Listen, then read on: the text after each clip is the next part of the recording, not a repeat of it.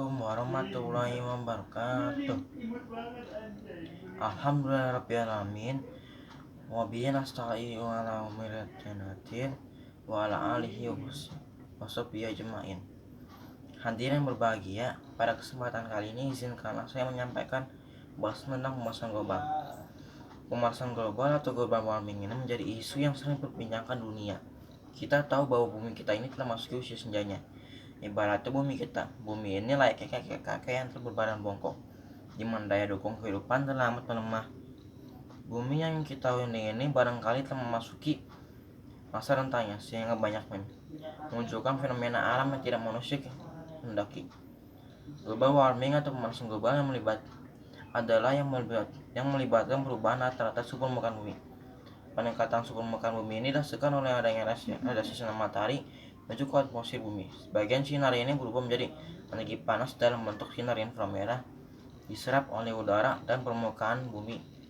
Sekurang-kurangnya, global warming ini berkaitan dengan aktivitas efek rumah kaca, di mana cahaya matahari mengenai bumi sebagian diserap dan dipantulkan. Cahaya ini berubah menjadi panas hingga akhirnya menghangatkan bumi. Sebagian dipantulkan kembali ke luar angkasa. Penumpukan jumlah gas dalam rumah kaca seperti uap air, karbon dioksida, dan metana di atmosfer mengakibatkan sebagian dari panas ini dalam bentuk radiasi inframerah tetap terperangkap di atmosfer bumi. Kemudian gas-gas ini menyerap dan memantulkan kembali ke radiasi sinar matahari, radiasi gelombang yang dipancarkan oleh permukaan bumi. Akibatnya panas tersebut akan tersimpan di permukaan bumi, sehingga suhu bumi ini terus meningkat, dan pada akhirnya kita merasakan betapa semakin hari cuaca menjadi semakin panas.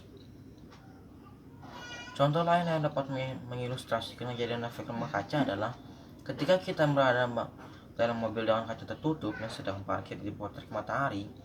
Panas yang masuk melalui kaca mobil sebagian dipantulkan kembali keluar mobil melalui kaca, tetapi sebagian lainnya terperangkap dalam ruang mobil. Akibatnya suhu dalam ruang lebih tinggi daripada di luarnya. Lalu, bagaimana dampak pemanasan global bagi manusia? Dampak dari pemanasan global yang pertama adalah dapat memicu mencairan lapisan es di kutub utara dan selatan. Peristiwa ini mengakibatkan menaiknya permukaan air laut secara global. Hal ini dapat mengakibatkan pulau kecil tenggelam, kehidupan masyarakat yang hidup di area pesisir terancam, permukaan penduduk dilanda banjir akibat air pasang yang tinggi, dan ini berakibat kerusakan fasilitas sosial dan ekonomi. Jika ini terus-menerus, maka akibatnya dapat mengancam sendi kehidupan masyarakat. Dampak selanjutnya adalah meningkatnya intensitas fenomena cuaca yang ekstrim. Perubahan iklim menyebabkan musim sulit produksi. Petani tidak dapat memproduksi perkiraan musim tanam akibat musim yang juga tidak menentu. Akibat musim tanam yang sulit diprediksi dan musim penghujan yang tidak menentu, maka musim produksi panen juga demikian. Hal ini berdampak pada masalah penyediaan pangan bagi penduduk kelaparan, lapangan pekerja, bahkan menimbulkan kriminal akibat tekanan tuntutan hidup. Selanjutnya adalah punahnya berbagai jenis fauna. Flora dan fauna memiliki batas toleransi terhadap suhu, kelembapan, kadar air, dan sumber makanan. Kenaikan suhu global menyebabkan terjadi terganggu siklus air, kelembapan udara, dan berdampak pada tumbuhan sehingga menghambat laju produktivitas primer. Kondisi ini pun memberikan pengaruh habitat dan kehidupan fauna. Global warming pun dapat menimbulkan hilangnya habitat hewan. Hal ini dikarenakan bahwa habitat hewan berubah akibat perubahan faktor suhu, kelembapan, dan produktivitas primer, sehingga sejumlah hewan melakukan migrasi untuk menemukan habitat baru yang sesuai. Migrasi burung akan berubah disebabkan perubahan musim, arah dan kecepatan angin, arus laut yang membawa nutrien dan migrasikan. Dampak dari global warming selanjutnya adalah 1. Peningkatan permukaan air laut, air pasang, dan musim hujan yang tidak menentu menyebabkan meningkatan frekuensi dan intensitas banjir. 2. Ketinggian gunung-gunung tinggi atau kurang akibat mencairnya es pada puncaknya. 3. Perubahan tekanan udara, suhu, kecepatan, dan arah angin menyebabkan terjadinya perubahan arus laut. Hal ini dapat berpengaruh pada migrasi ikan, sehingga memberi dampak pada hasil perikanan tangkap. 4. Mengancam kerusakan terumbu karang di kawasan segitiga terumbu karang, yaitu yang ada di 6 negara, yaitu Indonesia, Malaysia, Kepulauan Salomon, Papua, Timur Leste, dan Filipina. Hadirin yang berbahagia, melihat dampak yang tidak ringan dari pemanasan global ini, tentunya kita harus melakukan usaha untuk meminimalisir dampak negatif tersebut. Di antara upaya yang dapat kita lakukan adalah: pertama, konservasi lingkungan. Dengan melakukan penanaman pohon dan penghijauan di ladang kritis, tumbuhan hijau memiliki peran dalam proses fotosintesis. Dalam proses ini, tumbuh mengeluarkan karbon dioksida dan menghasilkan oksigen. Akumulasi gas-gas karbon di atmosfer tersebut dikurangi.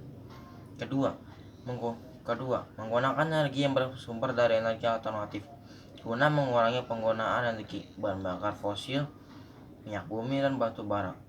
Emisi gas karbon yang terakumulasi ke atmosfer banyak dihasilkan bahan bakar fosil. Kita mengenal bahwa paling banyak mesin kendaraan dan industri digerakkan oleh mesin yang menggunakan bahan bakar ini. Karena itu diupayakan sumber energi lain yang aman dari emisi gas-gas ini. Misalnya menggunakan energi matahari, air, angin, dan bioenergi. Di daerah tropis yang kaya akan energi matahari, diharapkan muncul yang mampu menggunakan energi ini. Misalnya dengan mobil tenaga surya. Listrik tenaga surya sekarang ini sedang dikembangkan bioenergi, antara lain biji tanaman jarak yang menghasilkan minyak. Ketiga, daur ulang dan efisiensi energi. Penggunaan minyak tanah untuk menyalakan kompor di rumah menghasilkan asap dan jelaga yang mengandung karbon. Karena itu, sebaiknya diganti dengan gas biogas menjadi hal yang baik dan perlu dikembangkan, misalnya dari sampah organik. Keempat, upaya pendidikan kepada masyarakat luas tentang memberikan pemahaman dan penerapan atas prinsip-prinsip sebagai berikut. A. Dimensi manusia. Manusia berperan sebagai pengguna, perusak, pelestari alam. Manusia harus diberi kesadaran akan pentingnya alam bagi kehidupannya. Alam memiliki keterbatasan dibanding kemampuan manusia dalam mengeksploitasi alam. Manusia memanfaatkan alam guna memperoleh sumber makanan dan kebutuhan sosial lainnya. Tapi, disadari atau tidak, tindakannya dapat berakibat kesan faktor ekologis. Karena itu, manusia harus menyadari bahwa ia dan perilakunya adalah bagian dari alam dan lingkungan yang saling mempengaruhi. B. Penegakan hukum dan keteladanan. Pelanggaran atas tindakan manusia yang merusak lingkungan harus mendapat ganjaran. Menegakkan hukum lingkungan menjadi bagian yang paling penting guna menjaga kelestarian lingkungan dan memberi efek jerah bagi yang melanggar penegakan hukum, tidak memandang strata sosial masyarakat. Selain itu, antara panutan dan ketokohan seseorang memegang peranan penting. Mereka yang memiliki pemahaman lebih baik terhadap lingkungan hidup hendaknya berperan memberi contoh dan sikap lingkungan yang baik pula kepada masyarakat. Misalnya kita masih menemukan masukan beberapa aparat pemerintah di balik kerusakan hutan, baik dengan memberikan modal maupun perlindungan bagi perambah hutan. C. Keterpaduan seluruh elemen dan masyarakat. Masyarakat harus mendukung upaya pelestarian lingkungan dan sumber daya alam serta penegakan hukumnya. Upaya ini harus dilakukan secara komprehensif dan lintas sektor. Misalnya untuk mengatasi emisi gas rumah kaca akibat peningkatan jumlah kendaraan di kota Jakarta harus diatur secara bersama dengan daerah sekitar seperti Bogor, Depok, Bekasi, dan Tangerang. Karena pekerja yang menggunakan kendaraan bermotor setiap hari memasuki kota Jakarta bermukim di 4 kota tersebut. D. Mengubah pola pikir dan sikap faktor lingkungan, fisik, makhluk hidup lain, dan manusia memiliki peran masing-masing dalam lingkungan hidup. Manusia sebagai makhluk yang diberikan kemampuan logika harus mampu memandang kepentingan hidupnya terkait dengan kehidupan makhluk hidup lain, beserta kejadian proses alam. Sikap dan perilaku manusia terhadap alam cepat atau lambat memberi berdampak pada lingkungan hidupnya. Peduli terhadap lingkungan pada dasarnya merupakan sikap dari perilaku bawaan manusia. Tetapi muncul ketidakpedulian manusia adalah pikiran persepsi yang berbeda-beda. Ketika manusia berhadapan dengan masalah lingkungan, manusia harus memandang bahwa dirinya adalah bagian dari unsur ekosistem dan lingkungannya. Naluri untuk mempertahankan hidup akan memberi manusia motivasi bagi manusia untuk melestarikan ekosistem dan lingkungannya. Etika lingkungan, kecintaan dan kearifan kita terhadap lingkungan menjadi filosofi kita tentang lingkungan hidup. Apapun pemahaman kita tentang lingkungan hidup dan sumber daya,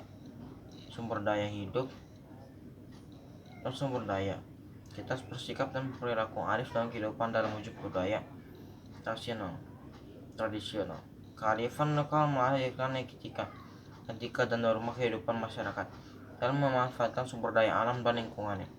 Selama masyarakat masih menghormati budaya tradisional yang memiliki etika dan nilai moral terhadap lingkungan alamnya, maka konservasi sumber daya alam dan lingkungan menjadi hal yang mutlak dalam kehidupan masyarakat. Demikian, etika lingkungan tidak tampak secara teoretik, tetapi menjadi pola hidup dan budaya yang dipelihara oleh setiap generasi. Etika lingkungan akan berdaya guna jika muncul dalam tindakan nyata dalam kehidupan sehari-hari. Barangkali demikianlah yang dapat saya sampaikan. Kurang lebihnya mohon maaf dan dimaklumi. Billahi taufiq wal hidayah. Wassalamualaikum warahmatullahi wabarakatuh.